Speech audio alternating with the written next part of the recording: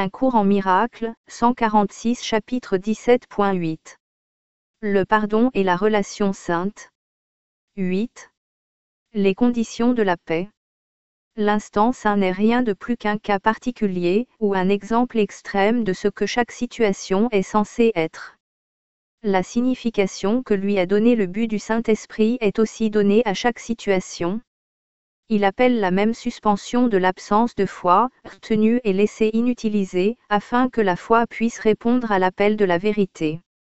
L'instant saint est l'exemple éclatant, la démonstration claire et sans équivoque de la signification de chaque relation et de chaque situation, vue en son entier.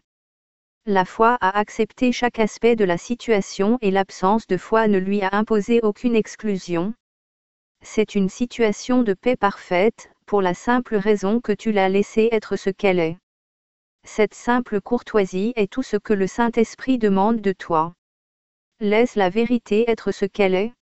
N'y fais pas intrusion, ne l'attaque pas, n'interromps pas sa venue.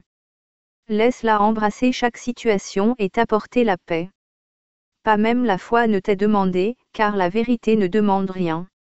Laisse-la entrer et elle appellera et t'assurera la foi dont tu as besoin pour la paix. Mais ne t'élève pas contre elle, car elle ne peut venir si tu t'y opposes. N'aimerais-tu pas faire un instant saint de chaque situation? Car tel est le don de la foi, librement donné partout où l'absence de foi est mise de côté, inutilisée. Et alors le pouvoir du but du Saint-Esprit est libre d'être utilisé à la place. Ce pouvoir transforme instantanément toutes les situations en un seul moyen, sûr et continu, d'établir son but et d'en démontrer la réalité. Ce qui a été démontré appelait la foi, et la foi lui a été donnée. Maintenant cela devient un fait, auquel il n'est plus possible de retenir la foi. L'effort de refuser la foi à la vérité est énorme, et bien plus grand que tu ne l'imagines. Mais de répondre à la vérité par la foi n'entraîne pas du tout d'effort. Pour toi qui as reconnu l'appel de ton Rédempteur, l'effort de ne pas répondre à son appel semble être plus grand qu'avant. Il n'en est rien. Avant, l'effort était là, mais tu l'attribuais à autre chose, croyant que cette autre chose le produisait. Cela n'a jamais été vrai. Car ce que cette autre chose produisait était le chagrin et la dépression, la maladie et la douleur, les ténèbres et les vagues terreurs de ton imagination, les peurs glacées de tes fantasmes et les rêves brûlants de l'enfer. Et cela n'était que l'effort intolérable de refuser de donner foi à la vérité, et d'en voir l'évidente réalité. Telle fut la crucifixion du Fils de Dieu. Son absence de foi lui a fait cela. Réfléchis bien avant de te laisser utiliser ton absence de foi contre lui.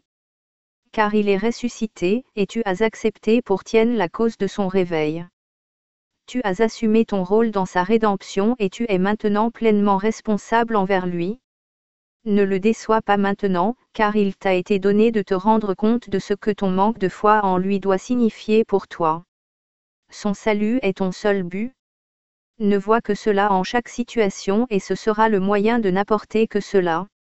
Lorsque tu as accepté la vérité pour but de ta relation, tu es devenu un donneur de paix aussi sûrement que ton Père t'a donné la paix. Car le but de paix ne peut pas être accepté indépendamment de ses conditions, et tu as eu foi en lui car nul n'accepte ce qu'il ne croit pas réel. Ton but n'a pas changé, et il ne changera pas, car tu as accepté ce qui ne peut jamais changer. Et maintenant tu ne peux rien lui retenir de ce dont il a besoin pour être à jamais inchangeable. Ta délivrance est certaine. Donne comme tu as reçu. Et démontre que tu t'es élevé bien au-dessus de toute situation qui pourrait te retenir et te garder séparé de celui dont tu as répondu à l'appel.